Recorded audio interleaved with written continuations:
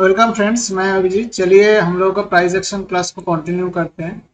देखिए, last week में इस वीक में एक वीकली क्लोजिंग मिला है जो निफ्टी, बैंक निफ्टी एंड सभी इंडेक्स एंड स्टॉक्स में।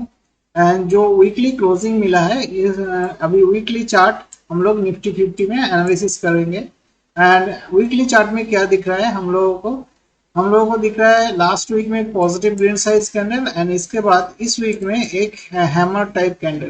पहले तो प्राइस ऊपर ओपन हुआ था, थोड़ा ऊपर ओपन होने के बाद फॉल हुआ और फॉल के बाद रिकवरी हुआ।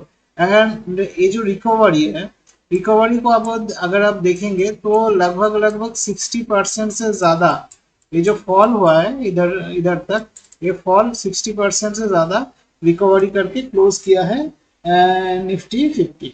ठीक है, तो एक एक पॉजिटिव या गुड साइन माना जाता है, क्योंकि कोई भी अगर प्राइस गिर जाता है एंड उसके बाद 60% रिकवरी हो जाता है तो एक पॉजिटिव साइन होता है, क्योंकि उस टाइम पे मैक्सिमम जो सेलर्स हैं उनका पोजीशन काट दिया गया है बायर्स की तरह। तो ये बायर्स रिजेक्शन है।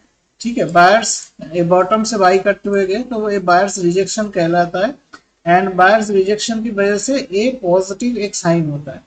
ठीक है, तो अभी क्या है, नेक्स्ट वीक में अगर किसी भी दिन ये कॉम्बाइंड जो दो कैंडल है, एक ग्रीन साइज कैंडल है उसके में बगल में एक हैमर कैंडल, ये दोनों का कॉम्बाइंड हाई अगर निकल जाता है तो एक एंड उधर में एक अच्छा खासा क्लोजिंग मिलता है 1 डे या 2 डेज का। अगर आप एग्रेसिव ट्रेडर है तो 1 डे में आप देख सकते हैं एंड डिफेंसिव ट्रेडर 2 दिन के लिए वेट कर सकता है। ठीक है, या आप एक काम कर सकते हैं, ये ब्रेकआउट होने के बाद इसका वैलिडेशन के लिए वेट करना है। ठीक है, तो वैलिडेशन के बाद ये अच्छा खासा मूव ऊपर तक जाएगा। ठीक है, क्योंकि देखिए अभी जस्ट यही प्राइस इसको रोक के रखा है एंड ये अगर ये कॉम्बाइन हाई ब्रेक हो जाएगा ना तो इधर तक आसानी से प्राइस चल के जाएगा जो 26,000 को आसानी से टच करेगा। अभी सिर्फ हार्डल है 25,000 का एक साइकोलॉजिकल रेजिस्टेंस है एंड उसके बाद 25,500 का एक साइकोलॉजिकल रेजिस्टेंस है। तो अगर एक कॉम्बाइंड हाई ब्रेक हो जाएगा तो आसानी से मूव करेगा। लेकिन छोटा टाइम फ्रेम में क्या या स्मॉलर टाइम फ्रेम में क्या यही शो कर रहा है। अगर हायर टाइम फ्रेम में, वीकली टाइम फ्रेम में जो ये मूव के लिए हम लोग डिस्कस कर रहे हैं, ये क्या छोटा टाइम फ्रेम में भी दिख रहा है। तो इसके लिए हम लोगों को डेली टाइम फ्रेम में पहले जाना पड़ेगा। डेली टाइम फ्रेम में देखिए, स्क्रीन को अगर छोटा करेंगे तो अभी अगर ये जो मूव है देखिए, ये हैमर कैंडल एंड उसके बाद इसका हाई वे, ये पता चल रहा था लास्ट दिन में ही, क्योंकि क्लोजिंग के टाइम पे चढ़ के बंद हुआ था एंड इस वीक का क्लोजिंग भी राइज करके बंद हुआ है। तो देखिए, क्लोजिंग अगर पॉजिटिव होता है तो नेक्स्ट सेशंस का ओपनिंग में वही सेंटीमेंट कंटिन्यू होता है। अगर मिडनाइट या वीकेंड में कोई एक्सट्रीम नेगेटिव न्यूज नहीं आता है तो उसी ट्रेंड को कंटिन्यू करता है। तो फिलहाल नेक्स्ट वीक में 2 इवेंट है, मैं बोल देता हूँ। एक है 28 को FOMC मीट। ठीक है, यूएस का ये वाइटल है एंड उसके बाद है एक दिखा देता हूँ। उसके बाद है, देखिए इधर लिख के आएगा, इंडस्ट्रियल प्रोडक्शन इंडिया में आएगा, इंडस्ट्रियल प्रोडक्शन ईयर। ठीक है, और है हमारा का FOMC मीट एंड 29 को आएगा यूएस फेड का एक देखिए, sorry my mistake, GDP growth rate. ठीक है, जीडीपी ग्रोथ रेट आएगा। तो ये 2 न्यूज मार्केट को इम्पैक्ट कर सकता है। ठीक है, और अभी जो सिनेरियो है इसके लिए देखिए, उसके लिए है हम लोग जो एनालिसिस कर रहे हैं डेली टाइम फ्रेम में उसको थोड़ा समझते हैं। तो ये पॉजिटिव कैंडल हो गया एंड क्लोजिंग भी वीकली फॉर्मेशन में पॉजिटिव हो गया। तो एक्सट्रीम अगर नेगेटिविटी नहीं आता है तो प्राइस आप प्राइस ही करेगा एंड पहला इस हाई को टच करेगा, लेकिन उस हाई को टच करने से पहले 25,000 एक साइकोलॉजिकल रेजिस्टेंस है, 25,000 को ब्रेक करना पड़ेगा। अभी जो कंडीशंस है वो ओपन इंटरेस्ट में monthly time frame, monthly closing मिलेगा नेक्स्ट वीक में, एंड उस हिसाब से अगर देखेंगे, देखिए 25,000 में जो कॉल राइटर्स है 80 lakhs के आसपास, 79.23 एंड पुट राइटर्स है 41, मतलब कहीं ना कहीं थोड़ा सा ज्यादा है 50% से, तो थोड़ा देखना होगा, क्योंकि देखिए मंथली में पोजीशन बना के रखा है तो जो ट्रेडर्स वो तो फाइट एक देगा ही।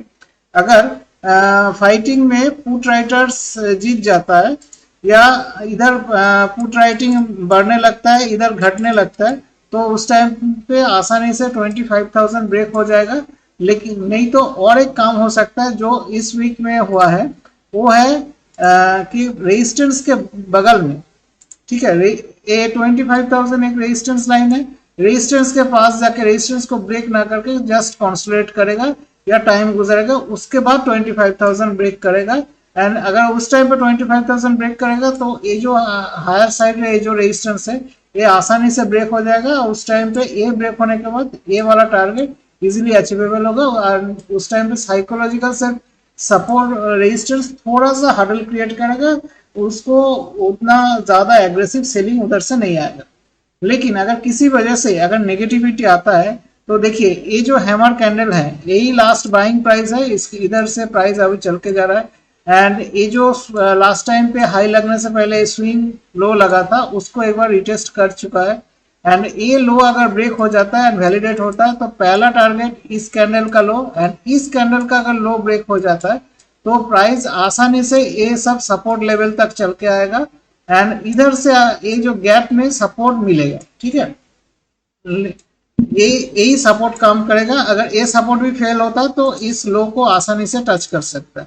तो ये तो रहा डाउनवर्ड्स के लिए मोमेंटम के लिए ट्रेड प्लान। लेकिन फिलहाल एक चीज देखना है कि मैं हमेशा मेरा वीडियो में कहता हूँ कि जो कंसोलेशन एक बायर्स का साइन होता है, एंड इधर कंसोलेशन हो रहा है और रेजिस्टेंस के बगल में हो रहा है, एंड एक चीज है थोड़ा सा इसमें नेगेटिव पॉइंट जो है, रेजिस्टेंस को 2 बार टच करके ब्रेकआउट करने की कोशिश किया था, ये थोड़ा अच्छा साइन नहीं है। फिलहाल उससे पहले थोड़ा एक डाउनवर्ड्स कंसोलेशन किया था, लेकिन ये कंसोलेशन जो किया था इस कंसोलेशन में थोड़ा गैप ज्यादा था इधर से इस रेजिस्टेंस से, तो नियर अबाउट जितना कंसोलेशन होगा उसके बाद ब्रेकआउट अच्छा खासा मिलेगा, एंड उस टाइम पे ब्रेकआउट फेलियर का चांसेस कम रहेगा।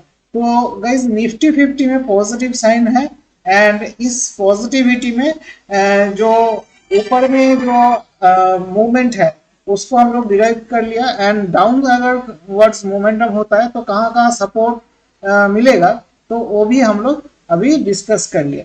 तो गाइज ये रहा निफ्टी 50 का ट्रेड प्लान। अभी चले जाएंगे हम लोग बैंक निफ्टी में। बैंक निफ्टी में देखेंगे, देखिए बैंक निफ्टी में अलग सिनेरियो है। बैंक निफ्टी में लाइफ टाइम हाई था एंड इस लाइफ टाइम हाई को ब्रेक कर चुका है प्राइस, एंड ब्रेक करके प्राइस अभी जस्ट उस लाइफ टाइम हाई के ऊपर कंसोलिडेट कर रहा है, एक बार रिटेस्ट कर चुका है। लेकिन ये बाइंग स्टार्ट हुआ था इस बॉटम लेवल से, एंड इस बॉटम इधर से बाइंग 49 से आप जाके डायरेक्टली 54,000 को ब्रेक कर चुके हैं, एंड ब्रेक करके 56,000 का एक हाई लगा चुका है, ठीक है। तो ये ब्रेकआउट थोड़ा मतलब उतना अच्छा ब्रेकआउट नहीं है, क्योंकि देखिए इसमें बायर्स को ज्यादा मशक्कत करना पड़ रहा है, एंड अभी ये जो इन्वर्टेड हैमर कैंडल है यही लास्ट बाइंग प्राइस है, ठीक है। अगर प्राइस इस प्रीवियस डे का लो अगर ब्रेक करेगा तो उस टाइम पे इस पहला इस हाई को टच करने के लिए आएगा जो 54,000 है, एंड 54,000 अगर ब्रेक हो जाता है तो उस टाइम पे इस लो को टच करेगा, एंड ये लो ब्रेक हो जाता है तो आसानी से प्राइस इधर तक चल के आएगा, मतलब 51,800 या 52,000 तक चल के आएगा। अगर 53,500 मतलब इंस्टेंट, मतलब 1-2 सेशंस में के अंदर ही 1,500 पॉइंट का मोमेंटम डाउनवर्ड्स देखने को मिलेगा। तो ये तो रहा डाउनवर्ड्स ट्रेंड, लेकिन फिलहाल अभी जो क्लोजिंग वीकली क्लोजिंग मिला है उसको थोड़ा पहले देख लेंगे। इसके लिए हम लोग वीकली चार्ट में चले जाते हैं। वीकली चार्ट में देखेंगे कि क्लोजिंग कैसे मिला है। देखिए, एक चीज है, ये जो दो इन्वर्टेड हैमर कैंडल है, ये लाइफ टाइम हाई है, एंड लाइफ टाइम हाई के पास अभी लास्ट वीक में एक ग्रीन कैंडल बना है, एंड उसके बाद एक हैमर कैंडल बना है। ठीक है, तो हैमर कैंडल तो एक बायर्स का साइन होता है। देखिए, ठीक है, बायर्स का साइन, स्क्रीन को बड़ा कर दिया अभी। हैमर कैंडल एक बायर्स का साइन होता है, एंड साइन होता है बुलिशनेस का। लेकिन ये जो सेलर्स है, यही सेलर्स इधर में सेल कर रहा है। जब तक इस सेलर्स को ब्रेक नहीं किया जाएगा तब तक अच्छा खासा बाइंग नहीं आएगा। अगर हम लोग सोचेंगे क्या इस दो रेजिस्टेंस को कंबाइन का हाई ब्रेक हो जाएगा तो ये भी जोन ब्रेक हो जाएगा, ऐसा नहीं है। क्योंकि जब तक 56,000 ब्रेक नहीं होता है तब तक कोई अपर साइड मोमेंटम नहीं होगा, क्योंकि इसका सिर्फ एक ही ड्रॉबैक है ये जब हाई इन्वर्टेड हैमर कैंडल का हाई जब ब्रेक हुआ था उस टाइम पे बाइंग स्टार्ट हुआ था 49,000 से, एंड नियर अबाउट रेजिस्टेंस के पास कुछ भी कंसोलेशन नहीं है, जस्ट डायरेक्टली जाके इस रेजिस्टेंस को ब्रेक कर चुका है। तो इसके बिहाफ में तो ये अच्छा मूव नहीं है। अगर इस वीक का ये हैमर कैंडल का लो ब्रेक हो जाता है तो प्राइस आसानी से इस कैंडल का लो को टच करने के लिए आएगा, जो 53,500, ये वीकली चार्ट के बिहाफ में। ठीक है, एंड 53,500 के बाद तो आसानी से 51,800 या 52,000 आसानी से टच करने आएगा, जो डेली एंड वीकली फॉर्मेशन में दिख रहा है। तो गाइज अभी हम लोग थोड़ा छोटा टाइम फ्रेम में जाएंगे, जैसे कि आवरली टाइम फ्रेम में। तो नेक्स्ट डे में क्या है मोमेंट, इसको समझना आसान होगा समझने के लिए। जो देखिए, ये एक कॉन्सोलेशन जोन बन रहा है।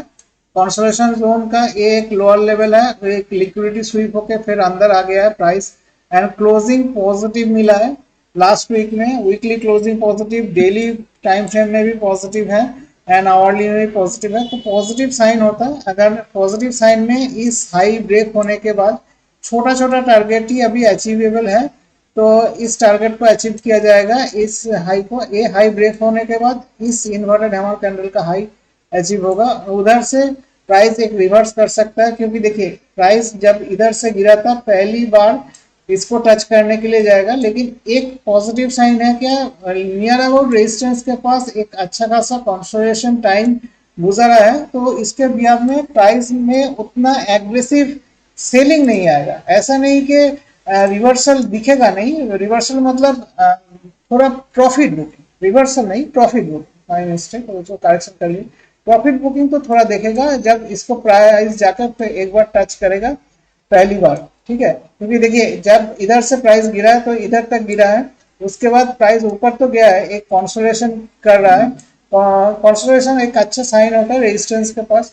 तो ये हाई ब्रेक होने के बाद इस हाई को टच करेगा, एंड ये हाई ब्रेक होने के बाद इस हाई को टच करेगा, तो उधर एक प्रॉफिट बुकिंग होगा। ठीक है, इस प्रॉफिट बुकिंग में अगर ये जो लास्ट स्विंग लो है उस दो स्विंग लो अगर सेव हो जाएगा तो उस टाइम पे इस हाई को टेस्ट करने के लिए प्राइस जाएगा, एंड ये अगर हाई ब्रेक हो जाता है एंड 2 डेज का क्लोजिंग मिलता है, ठीक है, इसके ऊपर, तो प्राइस अच्छा खासा अपराइज मूव करेगा, एंड उस टाइम पे 1500 पॉइंट का टारगेट लेके ऊपर में शिफ्ट होना पड़ेगा। क्योंकि देखिए कोई भी एक पोजीशन अगर सेलर्स, कॉल सेलर्स या call writers position square up करता है तो ऊपर जाके को अपना पोजीशन बनाता है, वो उतना एग्रेसिव पोजीशन बनाता नहीं, थोड़ा सेफ्टी के लिए 1500 या 2000 का पॉइंट वो लोग ऊपर में जाके ही बनाता है।